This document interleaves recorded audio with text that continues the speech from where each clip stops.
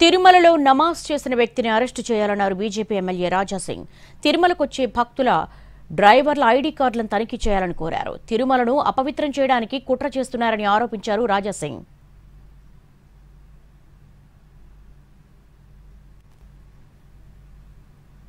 నుంచి శ్రీ వెంకటేశ్వర స్వామి భక్తులు వస్తారు, దర్శనం చేసుకుంటారు.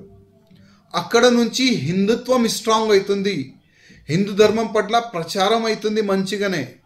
కానీ అట్లాంటి పవిత్రమైన గుడికి అపవిత్రమైన చేయనికి చాలా వరకు కుట్రలు జరుగుతుంది. అందుకోసం ప్రత్యేకంగా మా ముఖ్యమంత్రి గారికి, ప్రత్యేకంగా టీటీడీ చైర్మన్ గారికి నేను రిక్వెస్ట్ చేస్తున్నా, వచ్చే డ్రైవర్ ఐడి కార్డు మీరు చెక్ చేయాలి, వాళ్ళకి రిటర్న్ పంపించాలి ఒకవేళ ఆయన హిందూ లేకపోతే.